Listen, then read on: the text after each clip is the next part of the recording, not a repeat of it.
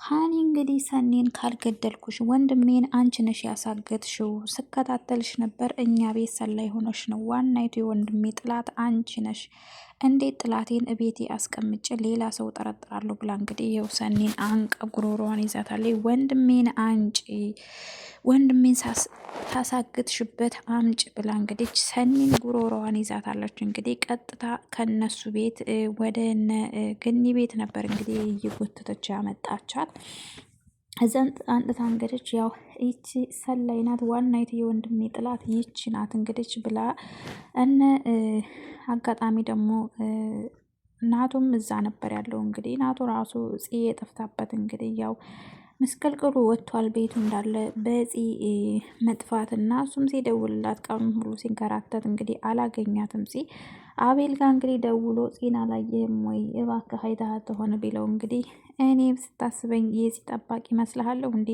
ያስረግዛትና ባሏን ሂድና እሱ ይጠብቃት እንደሆነ ጠይቀው፣ ነግሬሃለሁ እኮ እኔ ምንም ነገር ስለማይመለከተኝ ነግሬሃለሁ ተወጣው በኋላ ብሎ እንግዲህ ያው ተናገረው። ናቱም ተናዶ ነበር። እንደዚህ ያለ እንግዲህ ጆሮዋን እየጎተተች ነው ያስገባቻት። ሀኒ በጣም ተናዳለች። እንግዲህ ዛት ጎርሳ ወንድሜን ያሳገድሽው አንቺ ነሽ ብላ እንግዲህ በቃሽ፣ ታሁን በኋላስ እንግዲህ ታግሼሻለሁ፣ ምንም ልታመጫ አትችይም፣ እኔ አንቺንም እጋፈጥሻለሁኝ። ቆይ ምን ልታደርጊ ነው ይሄን ያክል? እኔ ምንም የማውቀው ነገር የለም አልኩሽ ብትላትም ጭራሽ ምን ልታደርጊ ነው? ልጠፊ ነው? ልታመልጪ ነው? እያለች እንግዲህ ሀኒ በጣም ተናዳ ነበረ። እንግዲህ ካልገደልኩሽ ብላ እንግዲህ ናቱ ቢገለግላት ምን ቢላት፣ በቃ አንተ ለምን ጠበቃ ትቆማለህ? ይች ልጅ እኮ እኛ ቤት ሰላይ ሆና ስከታተላት ነበረ፣ የሆነ ልጅም እያገኘ ነበር። እንደገና ደግሞ ድምፅ ሪከርድ ራሱ አድርጊያታለሁ እና ሰላይ ሆና ነው እኛ ቤት የገባችሁ ብላ እንግዲህ ካልገደልኳት ብላ ያዙ ይልቀቁኝ እያለች ነበር እንግዲህ ናቱ እንግዲህ ሁለቱንም ወደ ቤት ነበር የወሰዳቸው። ቤት ወስዶ እንግዲህ ወደ ያው ጽዬን ፍለጋ ለህር ነው እና አደራ ብሎ እንግዲህ የፉዬን አደራ ልጅቷን እንዳትገላት፣ ልጅቷ የኔ አደራ ናት፣ እኔ ነኝ ሰላይ አድርጌ ነቃል ቤት የሚፈጠረውን ነገር ሁሉ እንዴት ትነግረኝ ብዬ ሰላይ አድርጌ ያስገባኋት እኔ ነኝ፣ እባክሽ ለሌላ ነገር አይደለም ብሎ እንግዲህ ለኢፉዬ ነግሯት አደራ ብሎ ሲሄድ እንግዲህ ልክ ተመኝታዋ ተነስታ እንግዲህ ወደ ሳሎን ስትሄድ ሰኒም ስትመጣ እንግዲህ አንቺ አይና ውጣ ጭራሽ መጣሽ ብላ እንግዲህ ደግሞ ያው አንቃ ነበር የያዘቻት ጉሮሮዋን። ኢፉዬ እንግዲህ ልትገለግላት ስትል አንቺም አያገባሽም ዞር በይ ብዬሻለሁኝ፣ ከእናንተ ራስ አልወርድም፣ ወንድሜ ችግር ውስጥ የገባው ሲጀመር እናንተ ቤት ተመጣ ጀምሮ ነው ብላ እንግዲህ ኢፉዬን በጣም ስትገፈትራት እንግዲህ ኢፉዬ መቷታል ማለት ነው። ተወዳ ሶፋው ወድቃ። ሰላም አለይኩም ወራህመቱላሂ ወበረካቱ። ውድና የተከበራችሁ የተወደዳችሁ የኑራ ቤተሰብ ሰላም ብያለሁ። ሰላማችሁ ይብዛ በያላችሁበት። ለዚህ ቻናል አዲስ የሆናችሁ ላይክ ሰብስክራይብ አድርጉ ማለት ነው። ሰብስክራይብ አድርጉ ማለት ነው እናንተ ቋጣሪዎች። ዛሬ እንግዲህ የተወዳጁ የምንወደው በጉጉት የምጠብቀው ሀረግ እንግዲህ ይዤላችሁ መጥቻለሁ። አዲስ ነገር አለ ደግሞ ዛሬ። ቀብራራው እንግዲህ ዝና መጥቷል። እንግዲህ ከምሳሌ ድራማ ወደ ሀረግ ድራማ ተወዳጁ ድራማ እንግዲህ ተቀላቅሏል ማለት ነው። ደስ ብሎኛል ዝና ስለመጣ። እንግዲህ በቀብራራው ያፌት እንግዲህ እግር ዝና ተተክቷል ማለት ነው። ተቀላቅሏል። ደስ ብሎናል። እንኳን ደህና መጣ ማለት ነው አቶ ዝና ማለት ነው። እና እንግዲህ የዘበኛው ወንድም ሆኖ ነው አቶ ዝና የመጣው። በጣም ደስ ይላል። ዝና ስለመጣ እንግዲህ ድራማው ሞቅ ደመቅ ነው የሚለው ማለት ነው። በጣም ደስ ይላል። እንግዲህ ቤተሰቦቼ በባለፈው ክፍል እንዳየነው እንግዲህ ቃል ጠፍቶ ነበረ። ቃልን አስለቅቃለሁ ብላ እንግዲህ የሆነ ቦታ ተቀጣጥረው ነይ ቶሎ ብሎ እንግዲህ ለማንም እንዳትናገሪ ብሎ እንግዲህ አፍኖ ወስዷት ነበር። አቤል ጽዬን አፍኖ እንግዲህ ተወሰዳት። የእሱ ተባባሪ ደግሞ ዳግም ነበረ። ዳግም እንግዲህ ሄዶ እንዳትገላት ፂን እንዳትገላት ባክታለችበት ሁኔታ እንዳትገላት እያለው እንግዲህ በቀላታለሁ፣ እኔን እስር ቤት ያለ ስራ ያስገብታ እሷ ደስተኛ ሆና ልትኖር አችልም ብሎ እንግዲህ አቤል እንግዲህ እንደዛ ይህንን ሰይጣንነቱን እንግዲህ በዛ በመልካምነት አስቀይረው ነበር። አሁን እንግዲህ ያንኑ ሰይጣንነቱን አምጥቷል ማለት ነው። ወይኔ ክፋት! ግን ጀግንነቱን አለማድነቅ አይቻልም። ሁለቱንም እኮ አፍኖ የያዛቸው ማለት ነው። እና እንግዲህ ያው በናታን እጅ የገባለት እና ቃል የተለቀቀለታ የዛን ጊዜ ግን ብቻ አላቅም ምን እንደሚወጣው እንጂ ያው ጀግንነቱን አለማድነቅ አይቻልም። እሱም ያለ ስራው እንደገና ደግሞ ይሄ ሾካካ ዘበኛ እሱ እንደደፈራ ሲታወቅ ደግሞ ያው ሁሉም መልቀት ውስጥ ነው የሚገቡት። እያንዳንዳችሁ ጨርሳችኋሉ ብሏል። እንግዲህ ያው ይገላታል። እንግዲህ ጽዬን ፈርቻለሁ እኔ ጽዬ እኔ ምስኪን አይ በማታውቀው ነገር ልጅ ላስወረድ ልውለድ እያለች እንግዲህ ቃልዬ ሲተባበራት በስተመጨረሻ ይኸው አቤል እጅ ገባኝ ማለት ነው። እና እንግዲህ አቤል ዳግም በጣም ፈርቷል፣ ተንቀጥቅጧል። እንግዲህ በባለፈው ክፍል ላይ እንግዲህ ገኒ የት ሂደህ ነው? የት ነው ያደርገው? ቆይ ማን እኔ የማላውቃቸው ጓደኞች እነማን ጋር ነው ያደርገው? እያለ እንግዲህ ስታስጨንቀው ስታየው እንግዲህ ያው ጫማው ላይ ደም ነበር። እንግዲህ ያ ደም ቃልን ያው እንደጎዱት ነው የሚያስታውቀው ማለት ነው።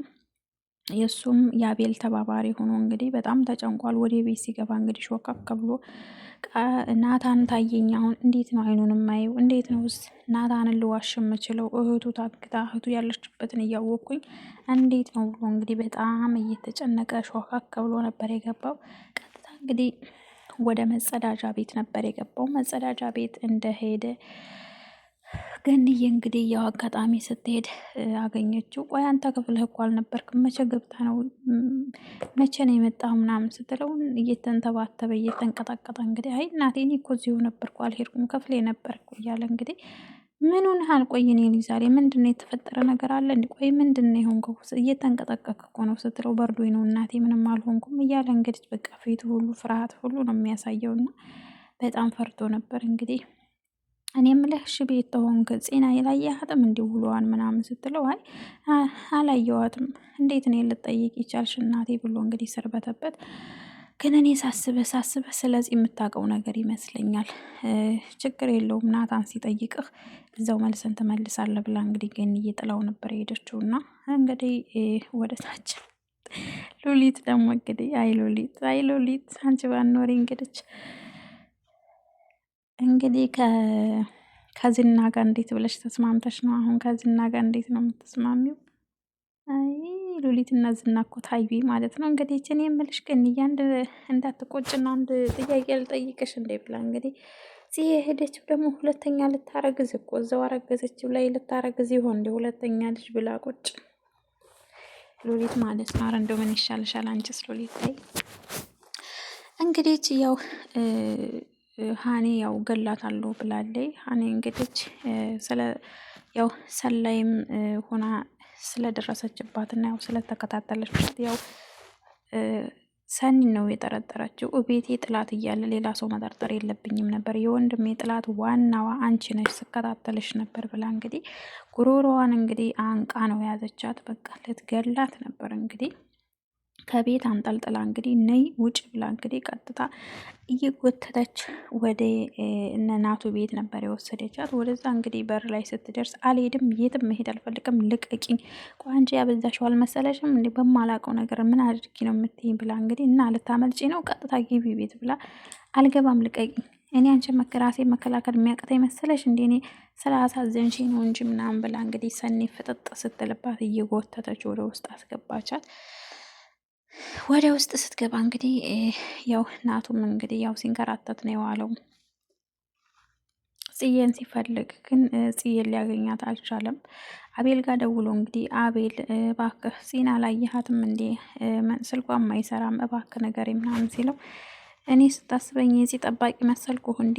እኔ እኮ ወጥቻለሁ ነግሬህ ነበር እኮ ብሎ እንግዲህ እየዛተበት ጭራሽ እሱም ሆኖ ያው ያረገዘችለትን ህዲና ጠይቀው የት እንዳለች እና የልጁን አባት ብሎ ሙድ ይዞበት እንግዲህ ጆሮ ላይ ዘጋበት። እንደዛ ሲል እንግዲህ ሀኒ ሰኒን እንግዲህ እየጎተተች ነበር የወሰደቻት ወደ ቤት።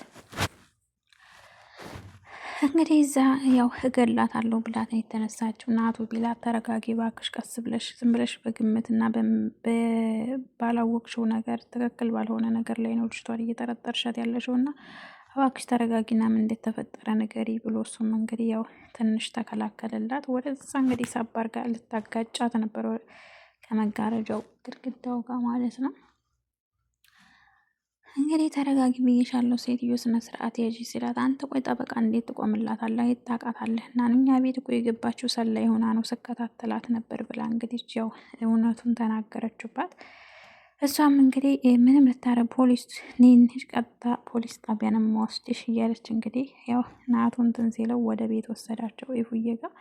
እዛ ወስዶ እንግዲህ ያው ሁሉም ታኙ። ኢፉዬ አደራ እኔ ልህትና ልፈልግ ነው ዜን አደራ ይችኛይቱ ልጅ እንዳትጎዳ ስትነሳ እባክሽ ጠብቂያት ብሎ እንግዲህ ናቱ ሲላት፣ ይችኛይቱ ልጅ እኔ ነኝ እዛ ያስገባኋት ናተ ቃልን እንዲትከታተልልኝ እንዲሰልልልኝ ብዬ እዛ ነው ያስገባኋት ሲላት፣ እንግዲህ ኢፉዬ ቆይ አንተ ምን እያደረክ ነው? ምን እየሰራህ ነው ያለው? ምን ማለት ነው ይሄ ብላ እንግዲህ ያው ተናዳ ነበረ። ግን ደግሞ ያው ካለበት አንጻር ብዙም ለማፋጠጥ አልፈለገችም። እንግዲህ ያው እሷም ሀኒም ተነሳች፣ ሰኔም መጣይ። ያው ሀኒ እንግዲህ ጉሮሮዋን ያነቀቻት። ኢፉዬ እንግዲህ ያው ልትገለግል ስትል ወደዛ ገፍትራ እንግዲህ አስመትታታለች። ከዛ በኋላ እንግዲህ ሰኔን ጉሮሮዋን አንቃ አሁን ቀጥ ብለሽ ወንድሜን ታሳገትሽበት አንጭ ብዬሻለሁ፣ ወንድሜ የት ነው ያለው ብላ እንግዲህ ያው ይዛታለች። ከዛ እንግዲህ ኢፉዬ ተነስታ ቀስ ብላ እንግዲህ በጥፊ ነው አንድ ያጠናገረቻት ሀኒን ማለት ነው። አንቺ ኢፉ አርፈሽ ተቀመጭ፣ አንቺ አያገባሽም፣ በእኔና በእሷ መካከል አያገባሽም። ሲጀመር ወንድሜ እዚህ ችግር ውስጥ የገባው በእናንተ ምክንያት ነው ብላ እንግዲህ ተናደደች። እሷም እንግዲህ በጣም ነው የተናደደችው ሀኒ። ሄዱ ከቤቴ ውጡ፣ በቃ ሁለታችሁም ውጡ ከቤቴ ብላ ተናዳ ነበር። ኢፉዬ ማለት የትም የትም አልወጣም ከዚህ ቤት አይገርምሽም? ወንድሜ ሳይመጣ የትም አልሄድም ብላ እንግዲህ ሀኒ መልሳላታለች። እንግዲህ ዘበኛውም ጠፍቷል። ዘበኛው እንግዲህ ወደ ቤቱ ተመልሶ ዝና እንግዲህ ወንድሙ ሆኖ መጥቷል እና ደግሞ አባቱ ጋር ሆኖ እንግዲህ ያው የት እንደሰነበተና የት እንደከረመ እንግዲህ እየተጠየቀ ነበር፣ እያፋጠጠው ነበር ቀብራራው ያፌት አላልኩም ዝና ማለት ነው። እንግዲህ አቤልም ወደዛው እንግዲህ ተጠርቷል። ያው እውነቱ መውጣት አለበት እንዲህ አቤል ራሱ እውነቱን ማወቅ አለበት። ዘበኛው ራሱ ለአቤል እውነቱ መናገር አለበት። እንዲህ በሱ የተነሳ ስንት ሰው ይሰቃይ። በተለይ ጺና ቃል መልካም ሰው ነው፣ እንደዛ የሚደረግለት አይደለም። እንግዲህ ያው ዘበኛውን እየፈለገ የነበር ገንዬ ቤት ወደ ክፍሉ መሄድ ስጠራው የለም። እንደገና ሉሊትም ስጠራው የለም። ሞዴሉ እያለች እንግዲህ እየሳቀች ያው ወንበር ይዛ እንግዲህ ወደ ውጭ ላይ ቁጭ ልትል ነበረ። ዳግም መጥቶ እንግዲህ እናቴ አንድ ነገር ላናግርሽ ፈልጌ ነበር ምናምን ብሎ ምንድን ነው የኔ ልጅ የምታናገረኝ ነገረኛ ስትለው፣ አይ እሷ አታስወራንም ወደ ውጭ ወተን እናወራለን ሲል እንግዲህ በዛን ሰዓት እንዴት እንደሳቀ የሉሊት መንሸዋቀቅ። አይ አሁን እንዴት አድርጌ ነው የምሰማቸው? እስኪ አሁን እንዴት ነው እናትና ሊት ያወሩትን እንዴት ነው መስማት የምችለው? እያለች እንግዲህ በበሩ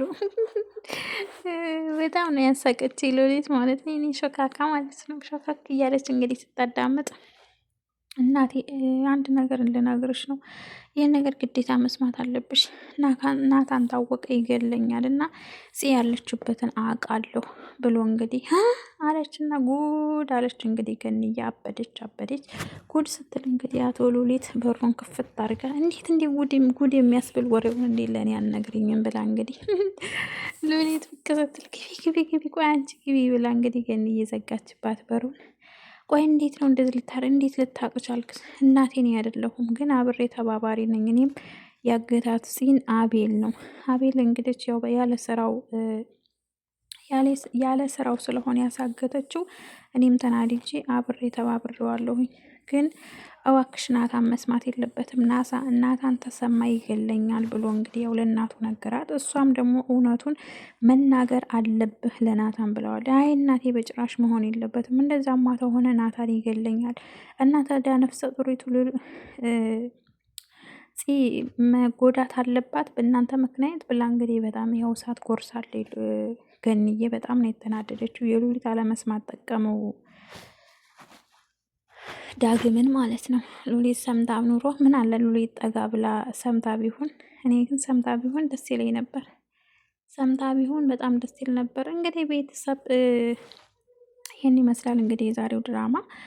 እውነት ገኒ ለናቱ ትነግረዋለች ወይስ አልነግረውም? አትናገርም። ልጇን አሳልፋ